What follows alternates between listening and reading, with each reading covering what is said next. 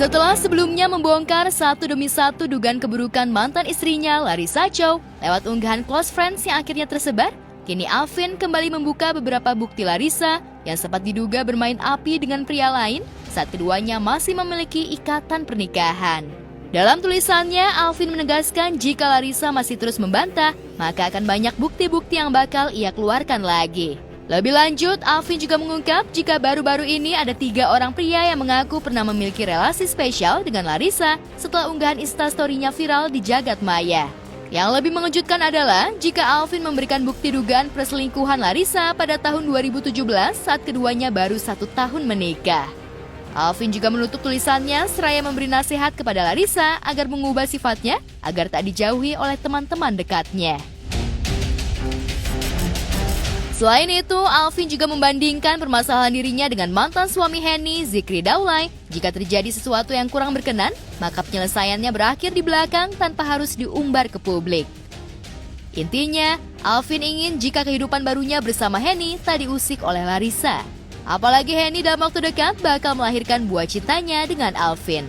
Sedangkan Larissa melangkah dengan kehidupan barunya tanpa harus menoleh ke belakang. Belum ketahuan, tapi saya nggak mungkin, kayaknya expose di medianya juga nanti dulu deh gitu. Kalau misalkan udah ketahuan pun saya juga nggak mau tahu. Saya lebih suka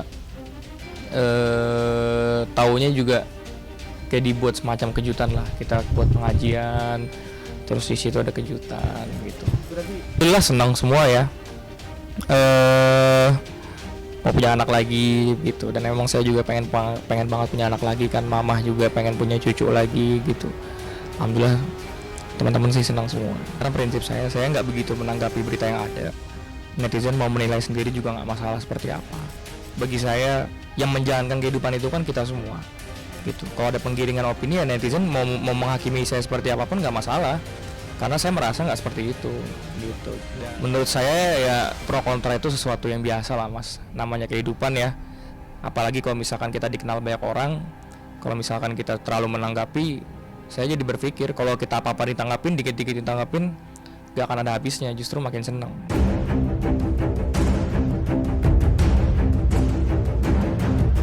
Viralnya postingan Alvin di media sosial ternyata membuat ibunda Larissa, Julitan, membela putrinya. Dalam postingannya itu, Juli mencurahkan isi hatinya ketika melepas dan menitipkan putrinya kepada Alvin. Juli juga menjelaskan jika selama 5 tahun membina rumah tangga, baik susah maupun senang, tak pernah sedikit pun putrinya membongkar keburukan Alvin kepada kedua orang tua. Namun setelah beberapa tahun bercerai, nama baik putrinya justru diusik. Juli juga menyinggung jika kesalahan Alvin lah yang lebih fatal ketimbang Larissa. Karena postingan mantan menantunya viral dan akhirnya kembali membuat gaduh, Juli menyentil Alvin yang tak memiliki hati nurani, padahal dirinya merupakan seorang anak tokoh agama terkemuka tutupnya.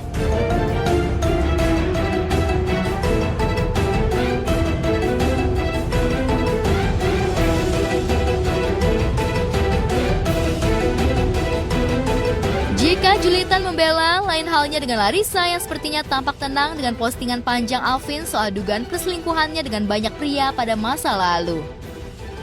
Lewat instastory-nya, Larissa memposting tulisan bijak seolah menjawab tudingan yang dilayangkan Alvin kepadanya.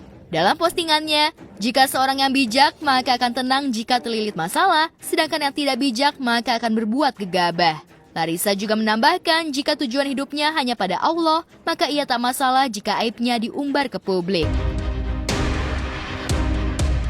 Meski berita ini viral, namun kedua belah pihak baik Alvin maupun Larissa sepertinya masih sulit dimintai keterangan ihwal permasalahan yang kini kembali menyeruak.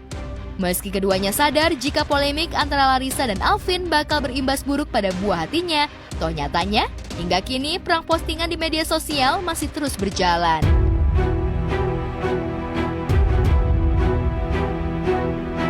Di tempat terpisah, perceraian antara Putra Siregar dan Septi Yatri ada sekelumit kisah yang cukup menghebohkan.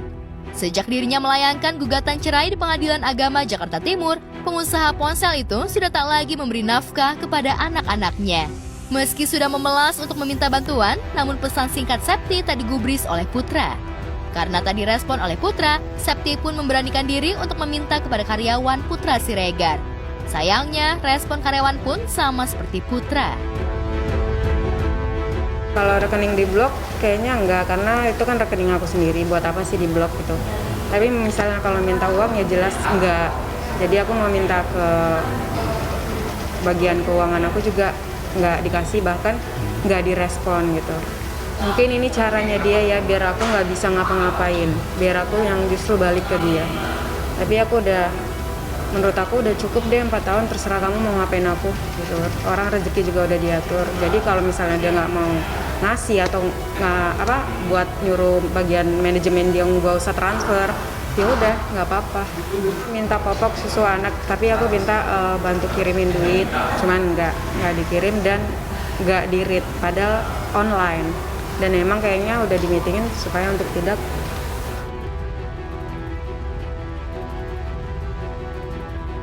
Jauh sebelumnya, di awal-awal panasnya pemberitaan ihwal gugatan yang dilayangkan Septi, putra Siregar sempat bakal mempertahankan rumah tangganya dengan sekuat tenaga.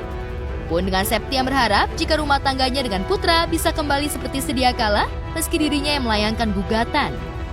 Namun harapan itu sepertinya sudah sirna pada saat sidang pada tanggal 10 Januari 2023 lalu, putra tak hadir di persidangan. Padahal sidang perdana itu beragendakan mediasi. Mau datang ya harusnya hari ini datang. Ya sebenarnya hari ini adalah waktu dan tempat yang paling tepat gitu loh. Untuk bisa saudara PS menyelesaikan permasalahan rumah tangganya. Menurut kita ini adalah salah satu upaya yang paling tepat gitu untuk hari ini. Tapi sangat disayangkan saudara PS tidak meluangkan waktunya gitu. Itu yang sangat kita sayangkan karena ini sangat berpengaruh sekali gitu ya untuk proses ke depan. Dia kan buat sendiri di statusnya mau bagaimanapun. Depan aja Mbak. Saya akan mempertahankan rumah tangga saya, tapi nyatanya pada hari ini dia tidak datang. Dan untuk menjalin komunikasi mediasi di luar itu juga tidak ada. Jadi dia mau mempertahankan lewat apa, bagaimana?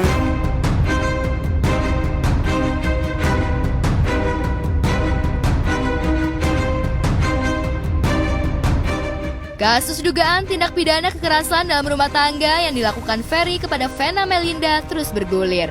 Dan kemarin, Ferry kembali diperiksa di Polda Jawa Timur untuk dimintai keterangan sejak dirinya dinaikkan status menjadi tersangka. Didampingi kuasa hukumnya, Jeffrey Simatupang, Ferry memberikan klarifikasi duduk permasalahan sebenarnya. Ferry yang mengungkap sebelum ia menemani Vena untuk ke Kediri, ia sempat menolak lantaran memiliki agenda syuting. Namun karena paksaan dari Vena, akhirnya Ferry manut dan ikut ke Kediri.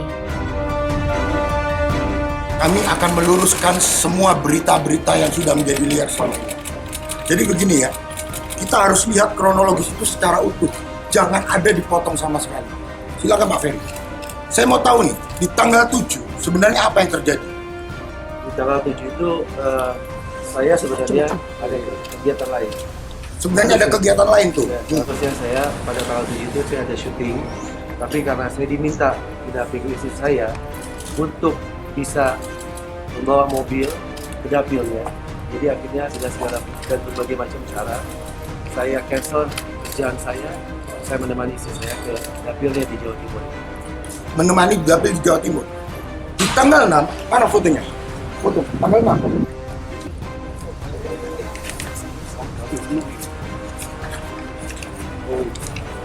Di tanggal 6 nih kejadiannya ya. Kita lihat nih, bibir Pak Ferry robek nih, berdarah. Ini terjadi tanggal 6. Pertanyaannya kan begitu kan, siapa yang melakukan? Betul nggak? Terjemahkan sendiri. Di tanggal 6, Pak Ferry sebelum berangkat, bibirnya berdarah. Ada yang mencakar tuh. Betul Pak Ferry ya? Betul ya? Ini bibir berdarah dicakar ya?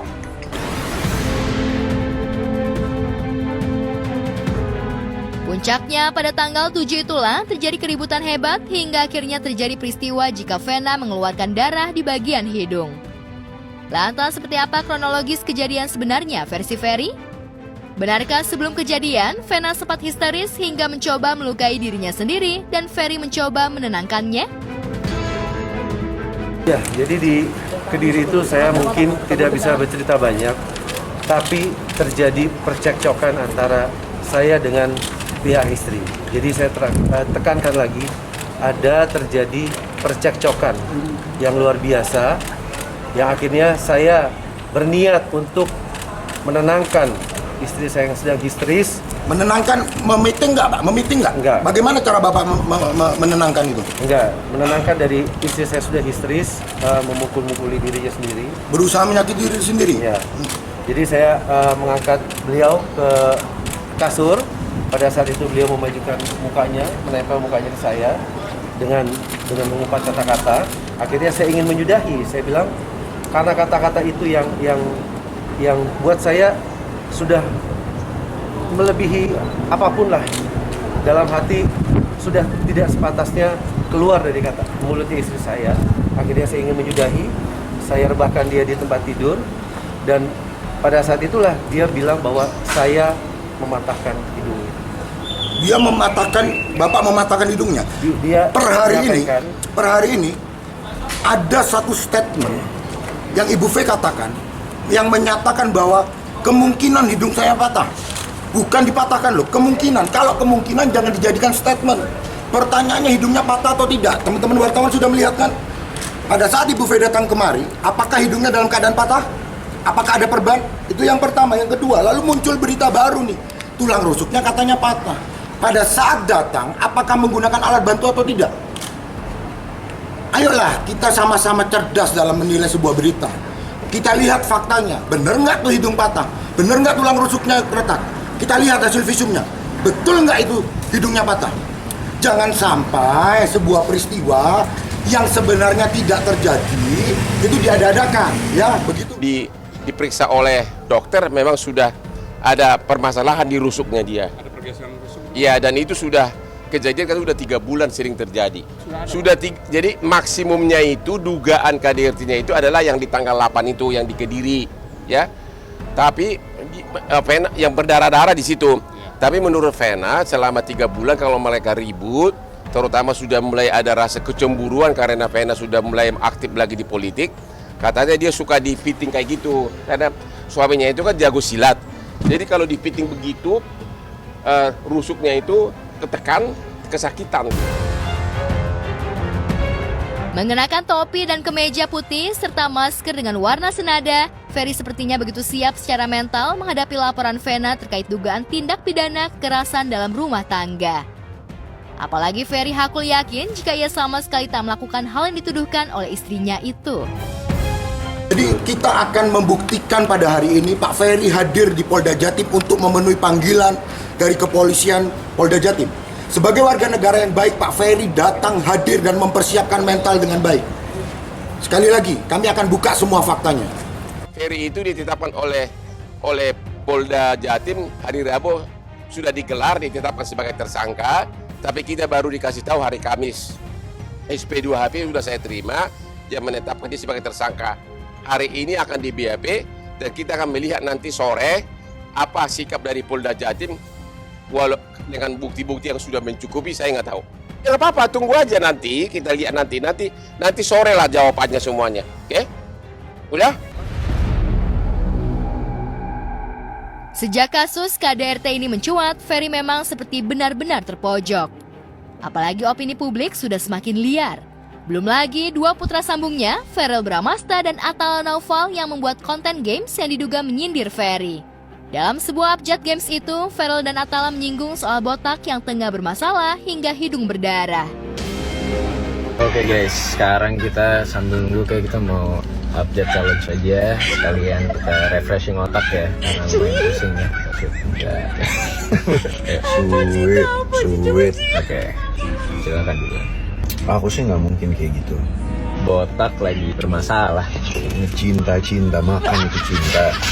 Dari dulu udah diingatin padahal ya. Tetep aja. Tapi nggak apa-apa lah. Ferry Maka udah pernah cobain belum? Nggak usah lah coba-coba nih Ferry. Kenapa gitu? Hidung bisa berbahaya. Zaman dulu juga udah ada sejarahnya. Apa sih lo? Kak, kamu tuh lama banget. Cinta Luna apa kamu? Kangen. Mungkin lagi di Thailand. Nanti abis ini kelar kita istirahat ya. Capek. Oh, oke. Itu ide yang bagus. Orang emang zaman sekarang makin susah duit. Saya kadang-kadang kebaikan dibalas dengan pengkhianatan.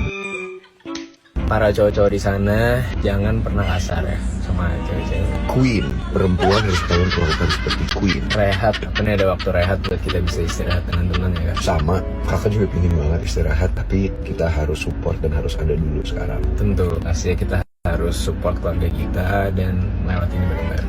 Udah jadi kewajiban kita juga sebagai anak-anak, apalagi anak laki-laki. Feral aja. Iya, maksudnya Feral sebagai anak tertua, Kak Feral aku selalu nyontoh. Wilona lagi di Jakarta. Si Little udah datang. Ya udah dong, kan kamu udah makan. Zaman dulu indah banget ya. Zaman dulu tuh. Atala nggak boleh gitu. Kita harus Oke, deh, bersyukur. cukup lah, deh. Kan A lagi balik ke A lagi. Udah ngaku takut. Oh, iya. Tak ayal, permainan games Feral dan Atala itu pun direspon oleh warganet. Bahkan warganet juga kembali mengulas jika Vena selama ini telah dibutakan oleh cinta lantaran nasihat dan masukan dari kedua anaknya tak pernah digubris hingga akhirnya permasalahan ini mencuat. Entah kebetulan atau memang sudah dirancang oleh keduanya. Yang jelas, baik Feral maupun Atala begitu terpukul mendengar jika ibu kandungnya diperlakukan kasar oleh orang yang sempat menjadi belahan jiwanya. Belum usai kasus dugaan KDRT, Ferry juga bakal berpisah dengan Vena. Meski Ferry sejatinya tak ingin berpisah dan bahkan ingin memperbaiki biduk rumah tangganya dengan Vena, namun sepertinya harapan Ferry sirna. Apalagi Vena yang telah menunjuk Hotman Paris Hutapea sebagai pengacara, telah mempersiapkan beberapa dokumen perceraian dan bakal dilayangkan ke Pengadilan Agama Jakarta Selatan. Vena meminta saya untuk mempersiapkan gugatan cerai. Langkah awal adalah saya kirim asisten saya hari ini untuk ketemu Vena untuk meminta dokumen terkait dengan perkawinan untuk jadi bukti nanti di pengadilan. Mengenai kapan akan daftar gugatan, belum tahu. Itu jawabannya. Vena mengatakan sudah tidak mau mencabut laporan polisi dan sudah tidak mau berdamai. Sudah akhir dari semuanya. Tuh, final dia tidak akan mau berdamai karena memang selama 3 bulan ini pun sebenarnya sudah kepikiran ke arah sana. Sesudah 3 bulan dia nggak dapat nafkah materi dari si suami, tapi si suami sangat suka dan sangat doyan minta yang itu loh, ya romantisme di balik kamar gitu. Di Pengadilan Agama Jakarta Selatan pada hari ini, tanggal ini, hingga jam ini tidak ada nama tersebut mendaftarkan di Kepanitiaan Pengadilan Agama Jakarta Selatan. Nah, jadi nggak ada nama tersebut yang terdaftar. Yang dapat kami informasikan tuh kalau perkara itu terdaftar, kalau tidak ya tidak ada. Karena tidak ada, sehingga kami memberikan informasi bahwa nama tersebut yang saudara sebutkan tidak ada mendaftarkan ke Kepanitiaan Pengadilan Agama Jakarta Selatan tanggal ini. Nampaknya Ferry harus siap menanggung akibat dari perbuatannya. Tak hanya terancam kehilangan istri, kebebasan Ferry juga terancam. Dan setelah menjalani pemeriksaan selama kurang lebih 6 jam di Mapolda Jatim, Ferry, tersangka kasus KDRT Vena Melinda, akhirnya ditahan. Sebelum saya membacakan, saya juga mau menyampaikan bahwa sampai saat ini saya masih suami istri yang sah, baik dalam agama saya, di mata Allah, baik di mata negara. Jadi saya mohon kepada semua pihak, siapapun itu, saya tidak suzon, tapi cobalah. Sudah sepatutnya rumah tangga itu, setiap rumah tangga itu pasti akan ada permasalahan. Dan sudah selayaknya setiap ada permasalahan rumah tangga itu, semua bisa dicarikan jalan yang terbaik secara kekeluargaan. Rumah tangga bukan untuk konsumsi publik, rumah tangga bukan untuk dipanas-panasin. Dan saya masih resmi menjadi suaminya dari saudari Vena Melinda. Fokuslah pada apa yang sudah terjadi jangan lucuti saya, jangan hina saya, jangan fitnah saya pada siapapun. Karena sungguh saya sebagai warga negara yang baik, saya patuhi hukum, saya ikuti prosedur hukum, karena negara kita adalah negara hukum. Jadi setelah tadi diperiksa oleh dokter, kemudian tadi juga sudah dilakukan pemeriksaan terkait sidik jari ya, memastikan bahwa betul yang bersangkutan bukan FI. Kita melakukan identifikasi terhadap yang bersangkutan. Kemudian malam ini juga penyidik sudah menetapkan penahanan terhadap FI ya, sebagaimana diatur dalam pasal 21 ya, Kitab Undang-Undang Hukum Acara Pidana. Jadi syarat objektif yang dimiliki oleh penyidik untuk melakukan penahanan. Penyidik mempunyai wewenang untuk melakukan penahanan terhadap tindak pidana yang ancamannya 5 tahun ke atas.